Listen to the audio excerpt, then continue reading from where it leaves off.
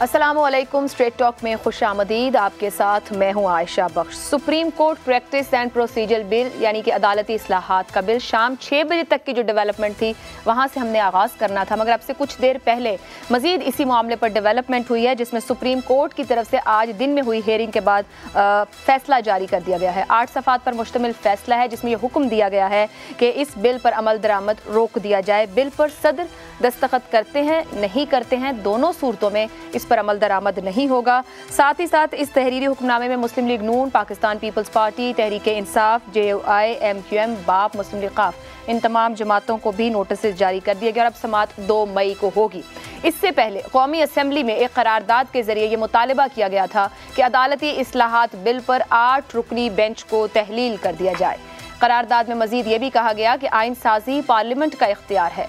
Supreme court गैर मुनसिफाना फैसले कर रही है। सुप्रीम कोर्ट की पार्लियामेंट के इख्तियारात में मुदाखलत पर तशवीश का इजहार किया गया। इस केस में सीनियर जजेस को शामिल न करने पर भी तनकीद की गई है। दूसरी तरफ हुकूमती इत्तेहाद के रहनुमाओं की जानिब से भी मुश्तरका प्रेस कॉन्फ्रेंस की गई, जहां सुप्रीम कोर्ट प्रोसीजर बिल पर अदालत उज़्मा के 8 रुकनी बेंच के क़याम को मुस्तरद किया गया। प्रेस कॉन्फ्रेंस में कहा गया कि इस नौयत का इक़दाम पाकिस्तान और अदालत की तारीख में इससे पहले कभी देखने में नहीं आया। ये मुल्क की आला तरीन अदालत की साख ख़त्म करने, इंसाफ के आइनी अमल को बेमायने करने के मुतरादिफ है। प्रेस कॉन्फ्रेंस में इस सारी सूरत हाल को अलामी करार दिया गया। ये मौक़िफ़ भी अख्तियार किया गया कि मौजूदा बिल को कबल अज़ वक्त एक सिलेक्टिव बेंच के सामने लगाना, जिसमें सीनियरिटी के तमाम उसूल नज़रअंदाज कर दिए गए हैं और 2 सीनियर तरीन जज साहिबान इसमें शामिल नहीं हैं। 5वें, 7वें, 8वें नंबर पर मौजूद सीनियर जज इस बेंच में शामिल नहीं हैं, बल्कि पिक एंड चूज़ के जरिए 8 रुकनी बेंच तश्कील दिया गया है, जिसे तस्लीम नहीं किया जा सकता। इससे पहले जब दिन में अदालती कार्रवाई हुई तो सुप्रीम कोर्ट में चीफ जस्टिस के अज़ खुद नोटिस से मुतालिक प्रैक्टिस एंड प्रोसीजर बिल के 2023 की दरखास्तों पर समाअत हुई। अदालत ने Pakistan bar council, Supreme Court bar और अटॉर्नी जनरल को कानूनी मुआवनत के लिए जारी किए, जबकि सदर मुमलिकत को बजरिया प्रिंसिपल सेक्रेटरी, वजीर आजम को बजरिया प्रिंसिपल सेक्रेटरी और वजारत कानून और फेडरेशन को भी नोटिस जारी कर दिए गए हैं। दरखास्त गुजार के वकील इम्तियाज सिद्दीकी ने अपने दलाइल में यह कहा कि चीफ जस्टिस के इख्तियारात महदूद करने से अदलिया की आज़ादी और दीगर जजेस मुतासर होंगे। समाअत के दौरान 2005 के हस्बा बिल की नज़ीर को भी पेश किया गया, जिसे कानून बनने से पहले ही कल अदम करार दे दिया गया था। इस पर जस्टिस मोहम्मद अली मजहर ने कहा कि हस्बा बिल सदारती रेफरेंस की सूरत में आया था। इम्तियाज सिद्दीकी ने यह मौक़िफ़ इख्तियार किया कि मौजूदा केस आर्टिकल 184(3) का है, जिसमें अदालत ज़्यादा बाइख्तियार है। इसी मामले पर सवाल रखेंगे। आज दिन में हुई ये तमाम मालूमात और तफसीलात आने वाले दिन का क्या नक्शा पेश कर रही हैं। पैनल में हमारे साथ हैं शहजाद चौधरी, अबसार आलम, जैगम खान और ईसार राना। प्रोग्राम का पहला सवाल आप सबके लिए।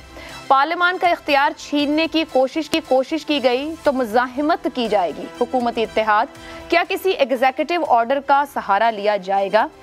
मुज़ाहिमत ही को ट्रांसलेट करने की कोशिश करेंगे। अभी तक तो करारदादें और बहुत सी बातें की गई, मगर अभी हमने जब दिन के इख्तिताम पर आपके सामने रखा कि अदालत ने अमल दरामद ही रोक दिया इस बिल पर, आया दस्तखत होते हैं या नहीं होते? हर 2 सूरतों में 2 मई तक के लिए मामला ठहर गया है, रुक गया है। जैगम खान साहब, आपके ख्याल में ये मुज़ाहिमत की क्या सूरत हो सकती है? एग्जीक्यूटिव ऑर्डर इसलिए कह रहे हैं कि आईनी तरमीम के लिए 2/3 है नहीं, कानून बना लिया है जिस पे अमल दरामद रुक गया है। अब क्या करेंगे? सब्र करेंगे, जबर करेंगे? क्या सूरत बनेगी इस हुकूमती इत्तेहाद की? कोई एग्जीक्यूटिव ऑर्डर ऐसा नहीं है जो सुप्रीम कोर्ट को कुछ करने पर मजबूर करे या उनको कुछ करने का कह सके। वाहिद चीज़ जिसके ज़रिए से पार्लियामेंट सुप्रीम कोर्ट का तरीक़ाकार बदल सकती है वो होती है आइनी तरमीम। उससे कमतर चीज़ कानून होता है। कानून उन्होंने बनाया, हम पहले यहाँ पे बात कर चुके हैं। मुझे यही खदशा था कि इस कानून को कानून की सतह पे सुप्रीम कोर्ट लागू नहीं होने देगी और आइनी तरमीम के अलावा कोई तरीका नहीं चलेगा। मुझे नहीं लगता कि हुकूमत के पास कोई रास्ता है। वो जो कुछ कर रहे हैं, जो कुछ कह रहे हैं, इसके पीछे सियासी दबाव की कोशिश है। इससे बढ़कर वो कुछ नहीं कर सकते। पार्लियामेंट की करारदाद बाइंडिंग नहीं होती, वो सिर्फ विल ऑफ द पार्लियामेंट को शो करती है, पार्लियामेंट की नाराज़गी को शो करती है, लेकिन सुप्रीम कोर्ट पर असरअंदाज नहीं हो सकती। और आज का दिन आप देखिए, एक बहुत ही अफसोसनाक दिन है पार्लियामेंट की तरफ से भी और उससे ज़्यादा सुप्रीम कोर्ट ऑफ पाकिस्तान की तरफ से।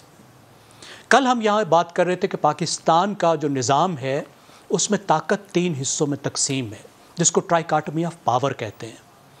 जब पार्लियामान कानून साजी कर रही होती है, कानून साजी क्यों अहम है? क्योंकि मुल्क का हर काम कानून साजी पे चलता है। मुल्क जिस तरीके से चलता है वो कानून साजी से तय होता है, इसीलिए पार्लियामेंट इतनी अहम होती है। और जब पार्लियामेंट कानून साजी कर रही होती है तो कोई इदारा, सुप्रीम कोर्ट ऑफ पाकिस्तान भी उसमें मुखिल नहीं हो सकते। और कानून साजी का क्या मतलब है? उस वक्त तक एक कानून साजी के अमल में होता है जब तक सदर असेंट न दे दें, अपनी मंजूरी न दे दें, या उनकी मंजूरी ना देने की सूरत में वो कानून बाकायदा अज खुद मंजूर ना हो जाए, नोटिफाई ना हो जाए, उस वक्त तक वो पार्लियामेंट्री प्रोसेस होता है।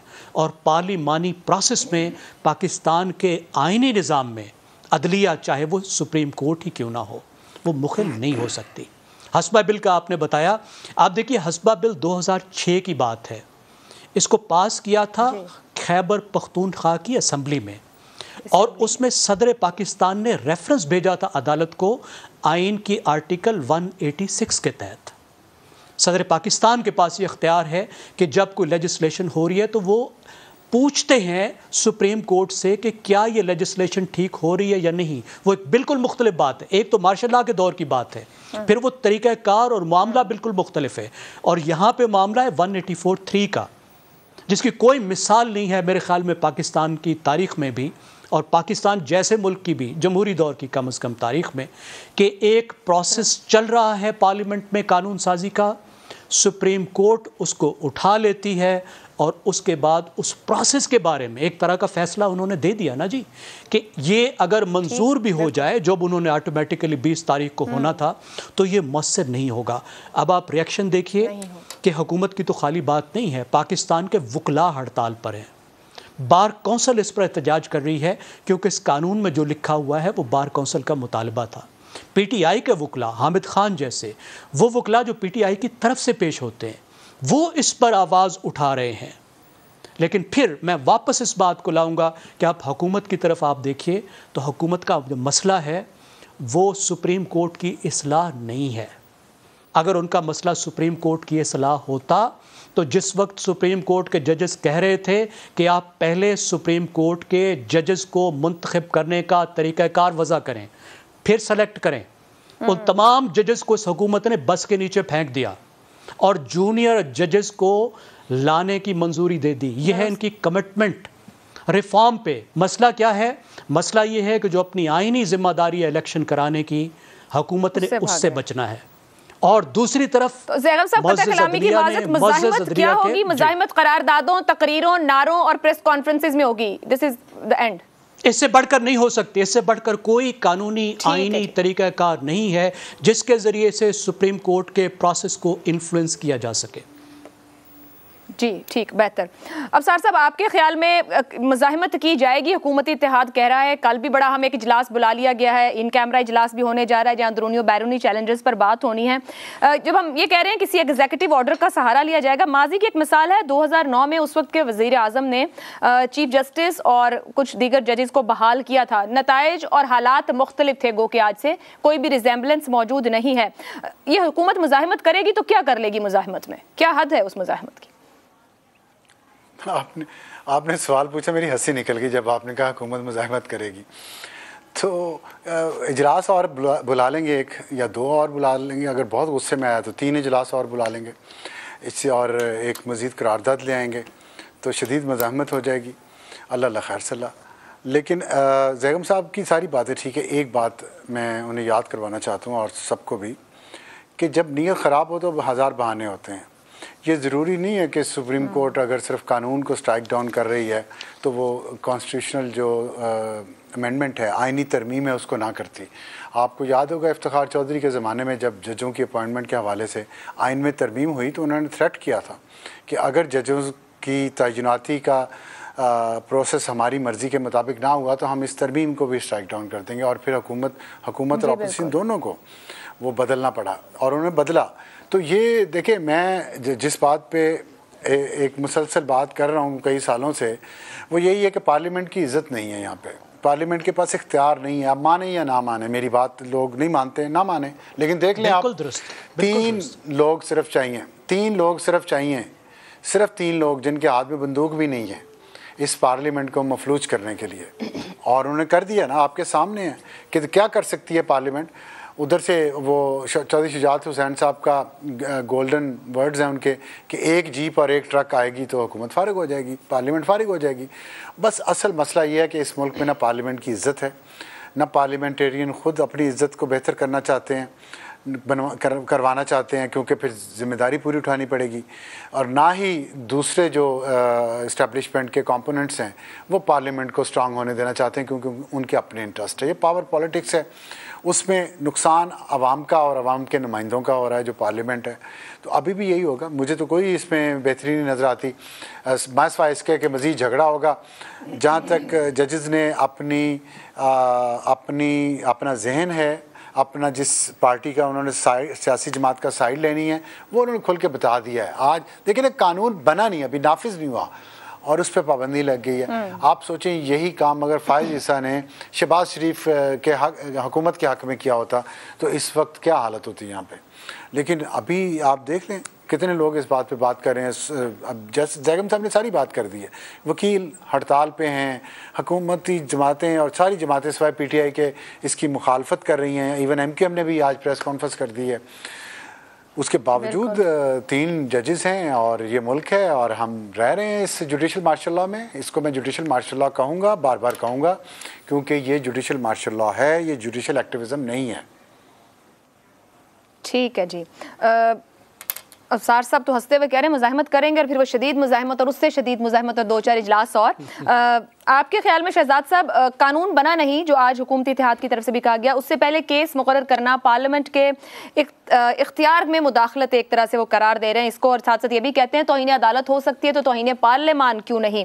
क्या वाकई मामलात इस ढप पर हैं? जैसे एक मिसाल अफसार साहब ने भी दी कि अगर कोई और चीफ जस्टिस किसी और वजीर आजम के हक में उस वक्त बात कर दे, मतलब तकसीम में इसको इस अंदाज में कहूँगी, चलें बिना नामों के ही, तकसीम इतने वाजे है कि अपनी अपनी जगह पोजीशंस इतने स्ट्रांगली होल्ड कर लिए गए हैं कि आइन, उसूल, ज़ाब्ता मैटर ही नहीं कर रहा किसी भी जगह, किसी भी के लिए भी।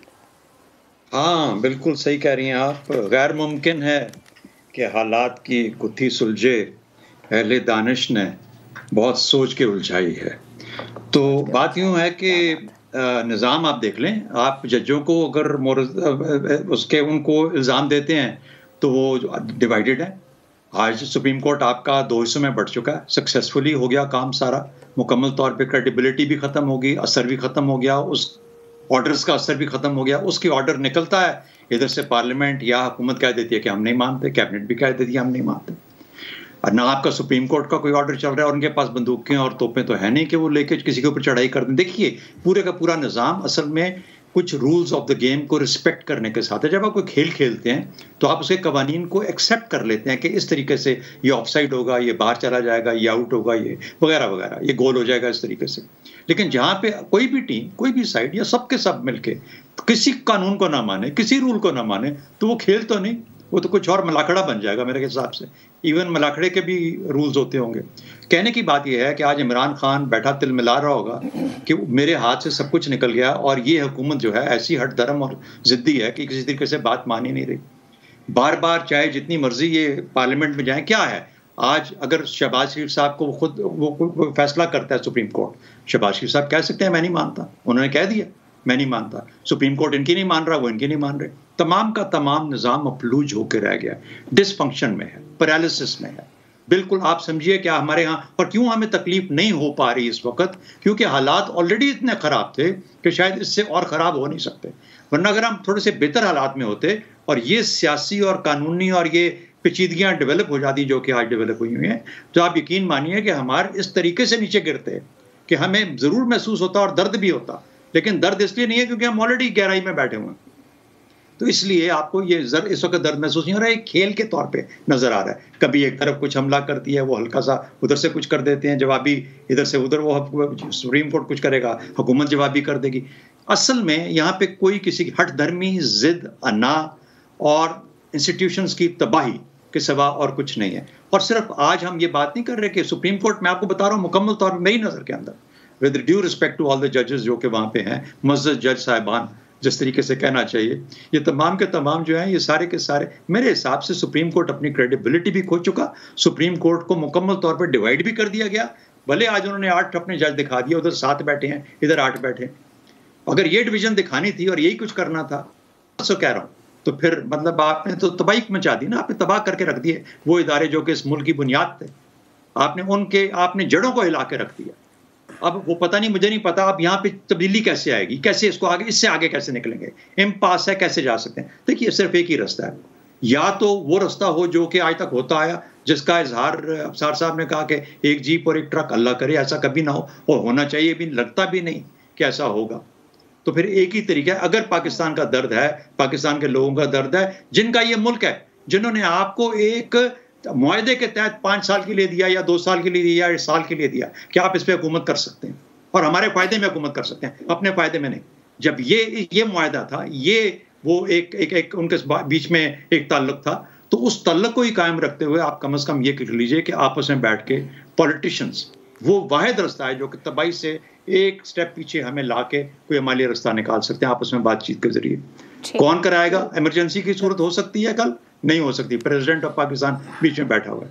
कोई कानून रेफर हो सकता है, नहीं हो सकता, प्रेसिडेंट ऑफ पाकिस्तान बीच में बैठा है, मुकम्मल तौर पर मफलूज होकर रह गया है। और मेरा ख्याल है कि हमारे जो लीडरान हैं वो मजे से अपनी मीटिंग्स करते हैं, कैबिनेट मीटिंग्स बुलाते हैं, पार्लियामेंट में तकरीरें करते हैं और ऐसी की तैसी करके सबकी फेर देते हैं, और उसके बाद वो जज साहिबान हैं वो अपने बेंच बना लेते हैं। तो बस ये तमाशा चल रहा है। तो तमाशे से निकलने के लिए पॉलिटिशियंस को कुछ ना कुछ मूवमेंट करनी पड़ेगी। निज़ाम मुकम्मल तौर पर मफलूज होकर रह गया। आज की नहीं, गुज़िश्ता कई दिनों से इस पर बात कर रहे थे कि हम किस तरफ बढ़ रहे हैं, ब्रेक डाउन हो रहा है निज़ाम का, किस तरीके जाए। हर कोई कह रहा है कि मेरा इख्तियार लिया जा रहा है, या कह रहा है दूसरा मेरे इख्तियार के अंदर घुस रहा है। इसार साहब की राय इस पर शामिल करेंगे एक ब्रेक के बाद। प्रोग्राम में आपको एक बार फिर खुशामदीद कहेंगे, गुफ्तगू का सिलसिला आगे बढ़ाएंगे। इसार साहब, जो गुफ्तगू हो रही है, हुकूमती इत्तेहाद कहता है मुज़ाहिमत करेगा, हम यही जानने की कोशिश करें कोई एग्जीक्यूटिव ऑर्डर या किस तरह की वो मुज़ाहिमत हो सकती है, मंतकी अंजाम इस मामले का क्या होगा? देखिए, मज़ाहमत में तो ये कर सकते हैं, फौरी तौर पे चाहिए डबल सवारी पे पाबंदी लगा दें, या आटा जो है ना 5-10 रुपये और किलो महंगा कर दें, क्योंकि इसके अलावा इनके पास मज़ाहमत का कोई रास्ता नहीं बचा। देखिए, ये जो आज उन्होंने कहा है कि जी पार्लियामेंट में सुप्रीम कोर्ट मुदाखलत कर रही है, तो पार्लियामेंट जो है सुप्रीम कोर्ट के इख्तियारात में मुदाखलत नहीं कर रही। पार्लियामेंट डिक्टेट नहीं कर रही सुप्रीम कोर्ट को कि आप हमारी मर्जी के इस तरह का पैनल बनाएं या इस तरह का बनाएं। पार्लियामेंट को ये इख्तियार किसने दिया है कि वो चीफ जस्टिस को ये डिक्टेट करे कि आप 8 रुकनी नहीं 10 रुकनी बनाए या 10 रुकनी नहीं फुल बेंच बनाए? ये किसने उन्हें इख्तियार दिया है? दूसरी चीज ये है, मैं एक सवाल पूछूं आपसे? जी पूछिए। आज की बात नहीं, अभी पहले भी जिक्र हुआ और हमारे प्रोग्राम से भी, 12-13 साल पुराना मामला है ये रेगुलेट करने का कि बेंच कैसे बनने चाहिए या सुओ मोटो का क्या। पाकिस्तान ने इस मामले पर इंतजामी मुदाखलत से लेकर सियासी मामला की मुदाखलत में काफ़ी सारे नुकसान उठाए हैं। हमने पैसे भी भरे हैं दुनिया के आगे, ऐसे भी यहाँ पे सुओ मोटो हुए और हालिया दौर में भी सुओ मोटो ऐसे रहे हैं।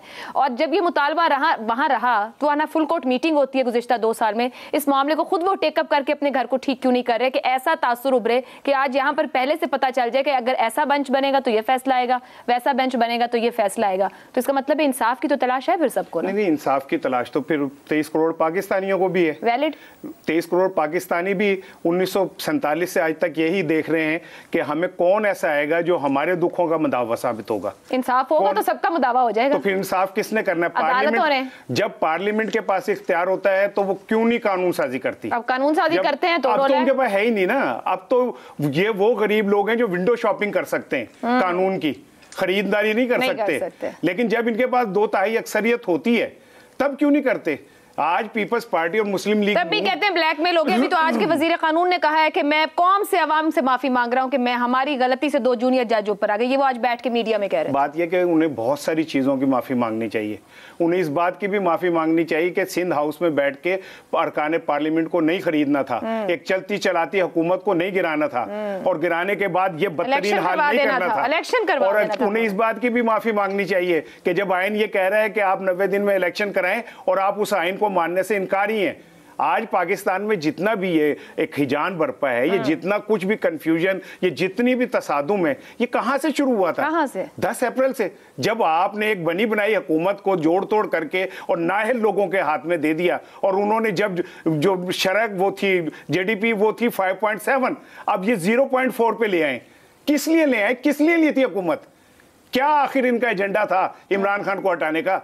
किस लिए ये इन्होंने हटाया था? इमरान खान को इन्होंने थोड़ी हटाया था। इमरान खान ने तो खुद से असेंबली तोड़ी थी। वो हाँ, इमरान खान ने तो खुद ही ने कहा था घर जाके कि आ जाए भाईजान हुकूमत ले ले, मैं थक गया हूँ, आए प्लीज बैठ के अरकान असेंबली को तोड़ें और मुझे घर भेज दें। इमरान खान ने तो कहा था इन्हें आके, इमरान खान ने तो कहा था कि मेरी चलाई हुकूमत को आप बीच में इस तरह करें। मेरा तो सिंपल सवाल ये है कि हम कह रहे हैं ना पार्लियामेंट की इज्जत तौकीर, मैं बिल्कुल अपने दिल से कहता हूं कि पाकिस्तान में सबसे ज्यादा इज्जत और तौकीर पार्लियामेंट की होनी चाहिए, क्योंकि ये 23 करोड़ लोगों की नुमाइंदा होती है। लेकिन क्या ये 23 करोड़ लोगों के नुमाइंदा हैं? आप कहते हैं जी पार्लियामेंट ने फैसला किया। भाई पार्लियामेंट ने नहीं, पार्लियामेंट के अंदर मौजूद हुकूमती इत्तेहाद की जो अरकान असम्बली है उन्होंने किया। जो अक्सरियत जमात है वो तो बाहर बैठी हुई है, जो 55% बाहर गए। मैं कह रहा हूं अपनी मर्जी से गए। मैं कहता हूं जी, मैं कहता हूं अपनी मर्जी से गए, लेकिन इसके बावजूद भी 55% जो मैंडेट है वो तो बाहर बैठा हुआ है। और जब वो वापस आना चाहते हैं, एक मिनट 55% मैंडेट ऐसे ही नहीं कि अगर आप परसेंटेज वाइज वोट उठा लें 2018 का, तो ये जो हुकूमती इत्तेहाद है इसके पास वोट ज्यादा है पीटीआई के वोट के। मैं समझता हूं कि इसहाक डार के साथ साथ आपकी कैलकुलेशन को मैं चैलेंज नहीं कर सकता, लेकिन असल चीज तो ये है कि जो अवाम कह रही होती है, जो अवाम की परसेप्शन होती है वो सबसे तगड़ी होती है। जब ये वापस आना चाह रहे थे तो आ लेने देते ना। आज हो सकता है वो अंदर बैठ के, ठीक है, तो ये तो फिर अनाव और जिद का मसला है। अनाव और जिद का नहीं, नाअहली का मसला है, एक खौफ का मसला है। इस खौफ का मसला है कि अगर हम इंतखाबात में गए तो ये जो हमारी रईस से ही इज्जत सादात है ये भी चली जाएगी। इसके लिए चाहे उन्हें सुप्रीम कोर्ट को तकसीम करना पड़े, वकला तंजीमों को तकसीम करना पड़े, किसी को भी तकसीम करना पड़े, वो करेंगे। तकसीम ऐसे नहीं होती, तकसीम हमेशा घर के अंदर से होती है। जैगम साहब आगे बढ़ने से पहले एक छोटा सा मामला, ये कह रहे हैं कुछ भी करना पड़ा तो वो करेंगे। अभी कुछ जो खबरें भी आ रही हैं, एक स्टेप और आगे बढ़ते हुए खबर कुछ इस किस्म की भी है, अभी कंफर्म नहीं है कि चीफ जस्टिस की जो मियाद है उसे कम करने की जो टाइम पीरियड है उस पर भी गौर हो रहा है। माजी में भुट्टो साहब भी एक बार कर चुके। मतलब हुकूमत को समझ नहीं आ रही कि उसके पास कुछ है नहीं करने को, इस वक्त जो करना चाह रही है वो उनके हक में नहीं जा रहा, लेकिन फिर भी ऐसे इकदाम लिए जा रहे हैं। ये कितना फायदा देंगे या नुकसान की तरफ ही लेके जाएंगे? जी जी, मैं ये अर्ज कर रहा था कि देखिए, आइन जब बनाती है असम्बली तो उसको मुस्तरद करना बहुत ही मुश्किल होता है। इफ्तिखार चौधरी की एक मिसाल दूसरी है, उन्होंने भी ब्लैकमेल करके दोबारा असम्बली से ही आइन को तरमीम करने पर मजबूर किया था। ख़ुद उन्होंने आइनी तरमीम को मुस्तरद नहीं किया था, अदालत ये नहीं कर सकती। लेकिन जब कानून बनाएगी असम्बली तो जुडिशल रिव्यू की जो उनके पास ताकत है उसको इस्तेमाल और उसको मिसयूज़ भी किया जा सकता है, और उस सूरत में असम्बली और हुकूमत कुछ नहीं कर सकती। और ख़ास तौर पर इस वक्त जो कानून साजी होगी उसको मेलाफाइडी समझा जाएगा। ये समझा जाएगा कि इन हालात में हुकूमत कर रही है। ये काम बहुत पहले करने के होते हैं, जो उस वक्त करने के होते हैं जब ये अपने मफादात के तहत सौदेबाजियाँ कर रहे होते हैं। जब इस्लाहात का टाइम होता है उस वक्त सौदेबाजियाँ कर रहे होते हैं, और जब अमल दरामद का वक्त होता है उस वक्त ये इस्लाहात की तरफ भागते हैं। इस वक्त बहुत मुश्किल है कि ये कुछ भी कानूनी तरीके से करके चीफ जस्टिस को मजबूर कर सकें या उनके इख्तियारात महदूद कर सकें। सियासी दबाव डालने के अलावा मुझे नहीं नज़र आता कि कोई भी हुकूमत के पास हथियार मौजूद है। हुकूमत के पास कुछ नहीं बचा है, लेकिन एक मामला है जो चीज़ों को आगे ले जा सकता है, वो है मुज़ाकरात, बातचीत है, एक दूसरे को सुने। बिलावल भुट्टो जरदारी ने सियासी बहरान से निमटने के लिए एक 3 रुकनी कमेटी तश्कील दी है। कमेटी में साबिक वज़ीर आज़म यूसुफ रज़ा गिलानी, वफाकी वज़ीर सैयद नवीद कमर और कमर जमान कायरा शामिल हैं। ये कमेटी पीटीआई समेत तमाम सियासी जमातों के दरमियान मुज़ाकरात के मामले पर बात करने के लिए इत्तेहादी हुकूमत में शामिल तमाम जमातों से रुजू करेगी। ये पेशरफ्त आसिफ जरदारी की जानिब से वज़ीर आज़म शहबाज शरीफ पर तहरीक इंसाफ से मुज़ाकरात करने पर जोर देने के बाद सामने आई है। आसिफ जरदारी ने 1973 के आइन की गोल्डन जुबली के मौके पर खुसूसी कन्वेंशन में ये कहा था कि वो वज़ीर आज़म शहबाज शरीफ से दरख्वास्त करते हैं कि वो अपोजिशन से मुज़ाकरात करें। दूसरी तरफ मुस्लिम लीग नून और जमीयत उलमा इस्लाम की जानिब से पाकिस्तान तहरीक इंसाफ से मुज़ाकरात का ख्याल पहले ही मुस्तरद किया जा चुका है। इस हवाले से हुक्मरान इत्तेहाद फिल वाक़े पीटीआई के साथ इंतखाबात को लेकर मुज़ाकरात करने पर मुनक़सिम दिखाई देता है। मुस्लिम लीग नून और जेयूआई की जानिब से पीटीआई के साथ बातचीत के लिए लचक दिखाने में ऐसे वक्त में गुरेज किया जा रहा है जब इमरान खान इस बात पर आमादगी जाहिर कर चुके हैं कि वो खुद नहीं लेकिन उनकी पार्टी के लोग या सेकेंड ईयर लीडरशिप हुकूमत के साथ इंतखाबात और तबाहाल मईशत समेत दीगर अहम कौमी मामलात पर बातचीत के लिए तैयार है। इसी पर बात करेंगे और सवाल आपके लिए कुछ इस तरह से है, वफ़ाहिमत के बादशाह आसिफ अली जरदारी इत्तेहादी जमातों को पीटीआई के साथ मुज़ाकरात के लिए राजी कर पाएंगे? शहजाद चौधरी साहब, आपके ख्याल में मुज़ाकरात नतीजा खेज या ये बात आगे बढ़ सकती है, या अब बात ऐसी जगह पर आ गई कि हार जीत के बगैर आगे कुछ दिखता नहीं है? देखिए, यूसुफ रज़ा गिलानी साहब की बदकिस्मती से अपनी पार्टी के अंदर जो पोजीशन है वो काफ़ी उस तरह की नहीं रही जैसे कि शायद जब वज़ीर आज़म थे या उससे ज़रा पहले जब वो स्पीकर थे, तो एक बड़ी अहमियत थी उनकी। लेकिन मेरे ख्याल में कुछ उसके बाद से कुछ ऐसे मामलात हुए कि उनकी पोजीशन काफ़ी कमज़ोर हुई। कमर ज़मान कायरा इस वक्त हुकूमत का हिस्सा हैं, पार्लियामेंट के अंदर ना होते हुए भी। तो वो तो एक तरह से उनको पार्टी की तरफ से नॉमिनेट किया गया है और वो इस वक्त एक ऐसी पार एंजॉय कर रहे हैं जहां पर उनको एक एक्सपोजर मिल रहा है। सामने बैठते हैं, प्रेस कॉन्फ्रेंसेस करते हैं, तकरीरें करते हैं और लोगों को अपने अपने अपने सोच से का इजहार करते हैं। उसमें पार्टी कम और पीडीएम की रिफ्लेक्शन ज्यादा होती है, जो कि मुनासिब भी है, ठीक भी है।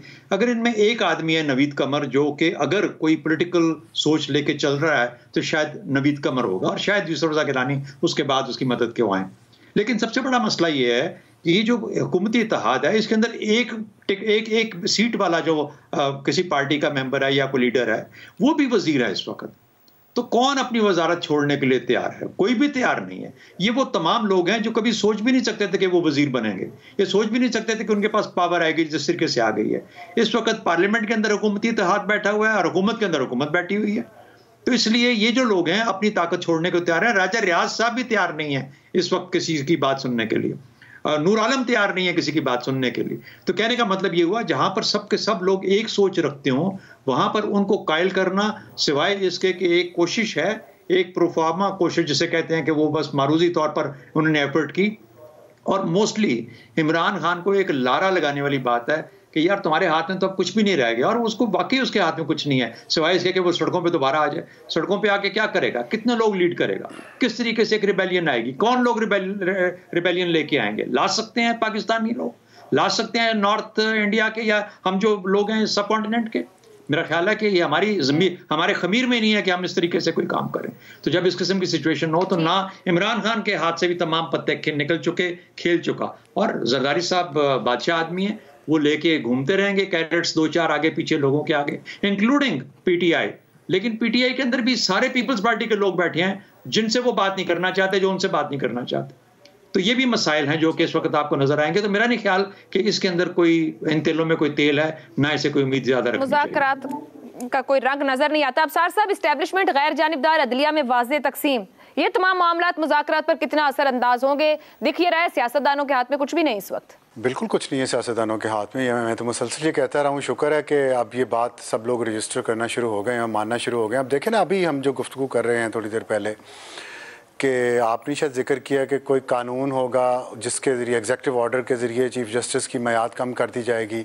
तो यहीं कहा गया कि ये तो मेलाफाइडी होगा, ये तो बदनीयती होगी हुकूमत की।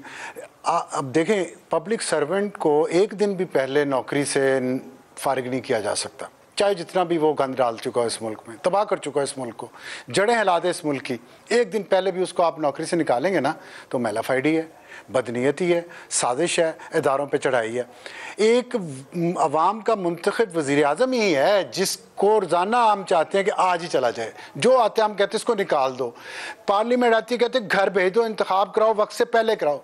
हुकूमत में वज़ीर है तो निकल जाए। भाई क्यों, मुझे बताएं वो क्यों निकलें वक्त से पहले? कि ये मैं सवाल पूरी कौम से और सबसे ये पूछना चाहता हूँ, छोड़ना चाहता हूँ कि ये सोचे ये हमारी ऐसी जहन क्यों बन गया, ऐसी जहन साजी हमारी क्यों कर दी गई है कि पब्लिक सर्वेंट चाहे इस मुल्क को बिलियंस ऑफ डॉलर्स का नुकसान पहुँचा दे, मईशत तबाह कर दे, जुर्माने करवा दे पूरी दुनिया से, हमारे ताल्लुकात ख़राब करा दे, वो एक दिन पहले भी घर जाएगा ना तो साजिश है। लेकिन अवाम के मुंतखब नुमाइंदे रोज़ाना हम उन्हें घर भेजते हैं, हम कहते हैं चला जाए वज़ीर आज़म, आज ही चला जाए। असम्बली इमरान खान ने भी डिज़ोल्व कर दी, ठीक है, अब ये फ़ौरन असम्बलियाँ डिज़ोल्व करके इंतखाबात क्यों नहीं करवाते, वक्त से पहले क्यों करवाएं?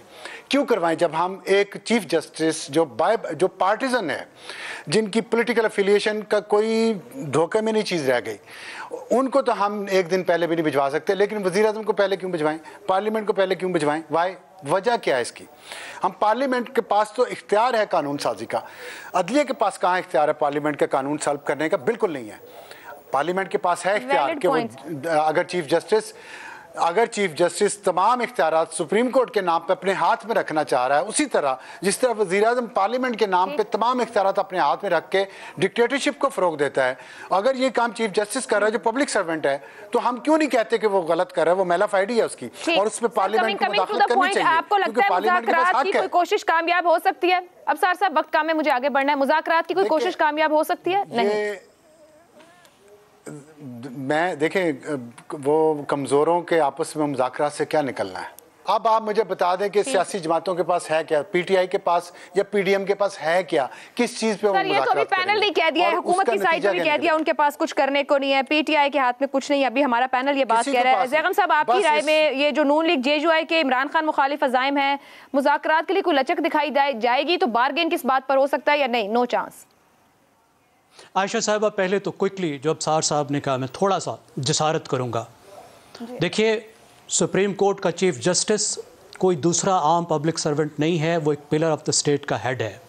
उसके माखज़े का एक तरीका है और माखज़े का तरीका तय करने का वक्त था 18वीं तरमीम, जब नवाज़ शरीफ साहब काले कोट पहन के दौड़ें लगा रहे थे और इफ्तिखार चौधरी के संतरी बने हुए थे और इफ्तिखार चौधरी के साथ मिलकर पीपल्स पार्टी पे हमला आवर थे और इफ्तिखार चौधरी की चौधरी कोर्ट जो कुछ कर रही थी उसकी मुकम्मल उसकी पुश्त पर खड़े थे। और इस चीफ जस्टिस ने उस काम का अशरे अशीर भी नहीं किया, 5% भी नहीं किया जो चौधरी इफ्तिखार साहब करके गए। और चौधरी इफ्तिखार साहब की पुश्त पे थे नवाज़ शरीफ। वो था टाइम जब आपने माखज़े का तरीक़ाकार वज़ा करना था। वो टाइम नहीं होता जब आपके कोई कान मरोड़ने शुरू करें तो आप कहें जी इस वक्त हम आइन में तरमीम लाएंगे। कैसे लाएंगे? जब वक्त होता है रूल्स ऑफ द गेम तय करने का तो आपने नहीं किए। अब मैं डायलॉग की तरफ आता हूँ। देखिए जी, डायलॉग के अलावा तो कोई रास्ता है ही नहीं, कुछ बचा ही नहीं है। पीपल्स पार्टी ने कम से कम कोशिश शुरू की। सबसे पहला स्टेप है टॉक्स अबाउट टॉक्स, कि आप ये तय करें पहले कि गुफ्तगू करनी है और किस बात पर गुफ्तगू करनी है। इस वक्त माहौल है खौफ का। दोनों साइड्स ये समझती हैं कि दूसरी साइड हमें मुकम्मल तौर पर ख़त्म करने के दरपे है। पीडीएम समझती है इमरान खान आएगा तो हमारा सफाया करेगा, उस तरह की इंतकामी कार्रवाइयाँ करेगा जिस तरह 4 साल करके गया है, हमें जेलों में ठोसेगा और पहले से ज़्यादा करेगा। और इमरान खान कहता है कि हाँ मैं करूँगा। इमरान खान समझता है कि पीडीएम के लोग उसको कत्ल करवाना चाहते हैं, उसकी पार्टी को ख़त्म कराना चाहते हैं। इस माहौल में आपको पहले माहौल को बेहतर करना होगा, टॉक्स अबाउट टॉक्स करनी होगी। मैं भी इत्तफाक करता हूँ चौधरी साहब के साथ कि जब टॉक्स का अगला स्टेप आएगा तो ये लोग बहुत मौजू नहीं है। इस वक्त हमें बिल्कुल मुख्तलिफ तरह का इंटरलोकेटर चाहिए।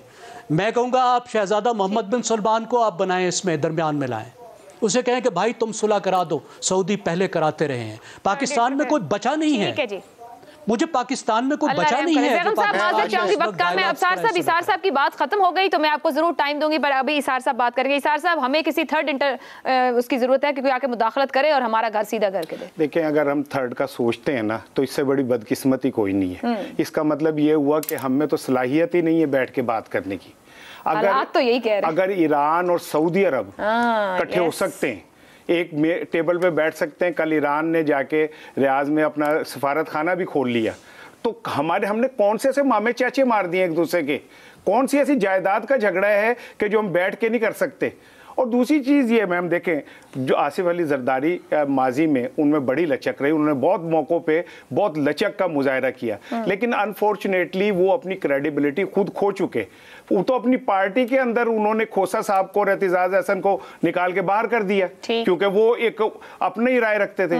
तो मैं ये समझता हूँ कि इस सारे माहौल के अंदर खुद इमरान खान साहब को और खुद शहबाज शरीफ को तीसरे बंदे के देखने के बजाय आपस अंदर पैदा करना पड़ेगा, नहीं तो ये मुल्क उस जगह जाके खड़ा हो गया है जहां तबाही ही तबाही है। और बाकी है कि जरदारी साहब के साथ जानिब से जो ये है, तो एक शेर का सुना के आप इख्तिताम कीजिएगा। वो कहते हैं, आ तो जाऊं मगर तुम्हारे खतूत अहले कूफा से मिलते जुलते हैं। ओहो जी, अफसार साहब कह दीजिए आपने जो कहना है। मैं ज़ैगम साहब की बात का जवाब देना चाहता हूँ। मैंने मुआख़ज़े की तो बात ही नहीं की चीफ जस्टिस की, मेरा ख्याल है कि मिसअंडरस्टैंडिंग है। मैं तो ये कह रहा हूँ कि मेलाफाइडी की जब पार्लियामेंट की बात करते हैं तो जुडिशरी की मेलाफाइडी की भी बात करें। और जब हम हर वक्त कहते रहते हैं असेंबली डिसॉल्व कर दें, इलेक्शन करवा लें, प्राइम मिनिस्टर अपना टेन्योर ख़त्म होने से पहले चला जाए इलेक्शन में, तो वो जजेस के बारे में ये जब ये बात करते हैं तो हम कहते हैं मेलाफाइडी है, तो प्राइम मिनिस्टर के बारे में क्यों कहते रहते हैं। और दूसरी बात एक और भी हमें बात कहनी चाहिए कि अगर उस वक्त इफ्तिखार चौधरी के पीछे नवाज शरीफ खड़ा था और उसका फल उन्होंने पा लिया, तो हमें ये भी कहने का हौसला होना चाहिए मौजूदा चीफ जस्टिस के पीछे कौन सी सियासी जमात का कौन सा रहनुमा खड़ा है।